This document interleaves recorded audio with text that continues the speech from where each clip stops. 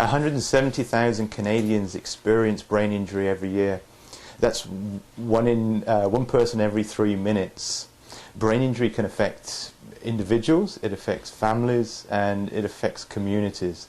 So it's really important to have places like NBIS that exist to offer support to people after brain injury. I think that the first thing that hits you is getting a phone call from the hospital. I think it was the hospital that phoned us to say our son was in the hospital, been in a car accident. You don't really believe that's happened, you know, or that it's that bad. And then when we got there, of course, he's in a coma. We sat and waited, and they said, well, we have to ship him to Victoria. When we got into this, it was a support group. It's strictly there to support the parents, to support anybody that had a head injury that came in. I think the biggest benefit that I got out of it, and I'm hoping everybody else did too, is most of us parents could sit there and talk and say, this is what we're going through, you know, and kind of compare notes and pick up ideas that this person was doing something with their son or daughter that we could try with our son or daughter or something. You just made this booking for me.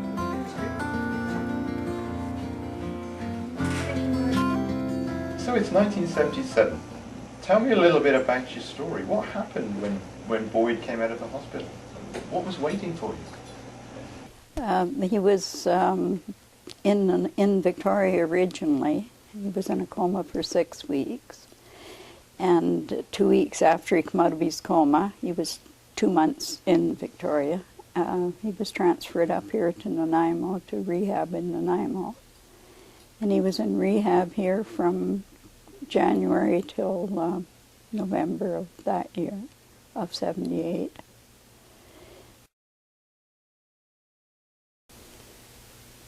So where did you turn for help and support? No place originally. There was not a thing. No one told us anything. The original prognosis was he wasn't going to live, and then we got past that. And as you progressed along and asked a doctor anything, they said, they didn't know, they don't know, they didn't know, whatever. And when he was released from rehab, he was just, there you are, you're out on your own, and that's it. There was no help in those days. What did you do? Boyd just persevered and walked and learned to do things himself again, relearned to do things, and then thankfully we got the phone call from Laura about starting a head support group, and that was our saving grace. Along, and it's very common in Tai Chi that you don't know what's going on. You waiting? I was. Okay. There was somebody there, honest. Okay. I thought you had something you wanted to say.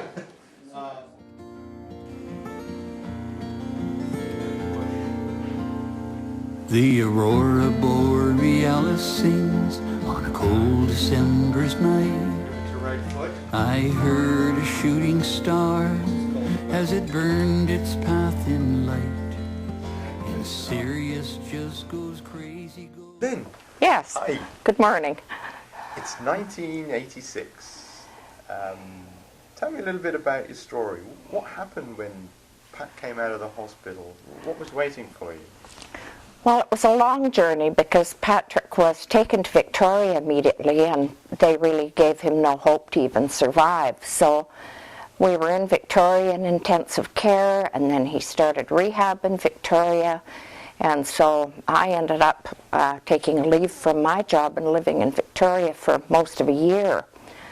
So when we finally arrived back in Nanaimo, somebody had told us about the head injury support group, and it was really nice to come and meet other people who were going through a similar experience, and especially to meet the mums, because I had felt quite isolated in Victoria.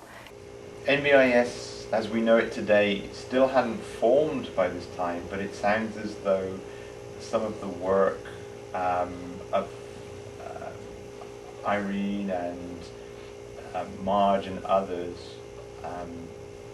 was beginning to sort of make a difference in the community, because it sounds as though somehow you were connected. Yes, we did, and Boyd was actually acting as president of the group, and I think one of the most exciting things to me was the fact that he had married and had a family, and our son was just 19 at the time of his accident, and we were desperate to think that he could have some sort of a life and that somebody could love him for his handicap, for how he was. And Boyd and his mum gave me that hope, so it was encouraging to meet the other mums and hear of their journeys from the time of the accident to see improvements being made. My accident being in Parksville, which was really small, in the 70s, really small. Like Mom said, there was absolutely nothing. There was nothing at all. And certainly wondered about, gee, is this normal, or what am I doing, or what do I expect, or what's happening, or what, and so on. And then when I met this group and so on, and became involved with this group, and I thought, gee, I'd really like to have that, where people could have a safe environment, a place to come. I'm thinking more so survivors, where survivors could come and be themselves. We started this support group and got all the people and all the things, and it was just, okay, I guess now it's time, we're big enough, we should become a society. So that was the next natural progression. And then for me, I had met someone, I had gotten married, I was then accepted to school over in Vancouver, so it's just a natural progression. It was progression all the way. Just, okay, now it's got a foundation, we've got an office and so on, so okay, it's on its way, and hopefully it will not fall apart, hopefully it will, and that was just, then I went on with my life, and this went on with their life. So this is what we always do here at NBIS on Thursday afternoons, is we have lunch for everybody. $2 a meal, not bad. All nice, fresh produce. We try to make as many, good for you, feel good type meals. And it's a really good hands-on experience for, some of us that are still a little nervous around the stove and the oven and, getting your knives and your coordination all down, and it's a lot more fun when there's a group of us. And here we are 25 years later, celebrating our Silver Jubilee, our 25th anniversary, and it's important to remember the heritage of our society and the folks that were so very important in the beginning in creating what we have today. And keeping this in mind as we turn towards the next 25 years, with all the teasing questions that come with that, who's going to be sitting in this chair in 25 years' time? So I think it's really important that we listen to the stories that people are bringing to us. I think that's important, to get the word out, to say you're here to help others, to let them know they got someplace to turn, and not feel so isolated from everybody, because all of a sudden you've got a problem you got to cope with, and it's a hard thing to do and a hard road to go down. I heard the rusting alchemy as it transforms into gold. Listen to a monarch butterfly's gossamer wings unfold, and the sound of a coming springtime as it changes all the old into new. I hear you. I heard a pair of eagles soaring high, circles around the sun.